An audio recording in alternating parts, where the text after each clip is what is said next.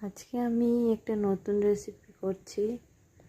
প্রথমে কড়াইয়ে সরষের তেল দিয়ে দিলাম, এরপরে সিঁদুর দিয়ে দিলাম দুটা, আর রসুন, পেঁয়াজ, একটু কাঁচা লঙ্কা পেস্ট করেছি কড়াইয়ের মধ্যে দিয়ে দিলাম। এরপরে পেঁয়াজগুলো দিয়ে দিলাম, ভালো করে ভেজে নেব। অল্প বেগুনও অ্যাড করেছি। এখন একটু হলুদ গুঁড়ো দিয়ে দিলাম।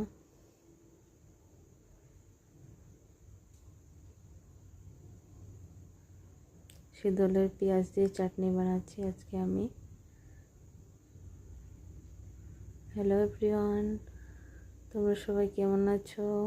আশা করি ভালোই আছো, আমিও ভালো আছি।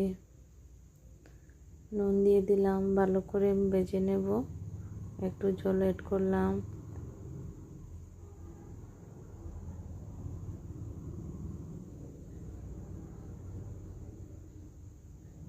একটু লঙ্কা গুঁড়ো দিয়ে দিলাম।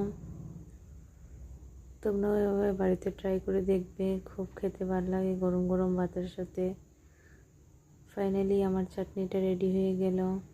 কেমন হয়েছে বন্ধুরা বলবেন।